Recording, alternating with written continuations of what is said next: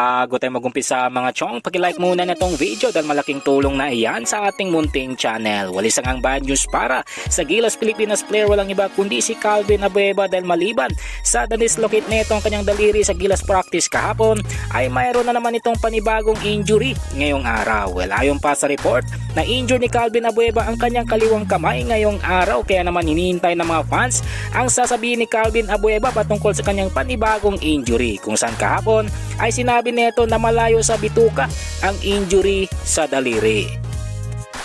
Ibang balita, punta naman tayo sa high-flying forward ng Barangay Ginebra San Miguel na si Jamie Malonzo na hindi nakasama sa Gilas Pilipinas squad ngayong Asian Games dahil sa injury. Pero alamin natin mga chong kung ano na ang kalagayan ng high-flying forward. Well, ayon pa sa report, nagpapahinga at nagpapagaling na lang itong si Jamie Malonzo at may-expect na makakabalik na ito sa Commissioner's Cup next season na magsisimula sa buwan ng Nobyembre. Well, panguli sa ating balita mga chong patungkol naman sa dating big man ng NLEX Road Warriors, walang iba kundi si JR Quinyan na standby na muna sa kanyang hometown sa Cebu City. Pero may pag-asa pa kayo itong makabalik sa PBA? Well, ayon pa sa report, hindi na interesado ang NLEX na kunin muli ito si JR Quinyan, pati na rin ang ibang PBA teams. Kaya naman suggest ng mga PBA coaches, especially ito si Coach Yenjao, na pwede naman maglaro si JR Quinyan sa MPBL dahil may ibubuga pa naman ito sa larong basketball. Well mga chong, nandito na lang ang ating balitang PBA at syempre huwag kalimutan mag-subscribe at i-like itong video bilang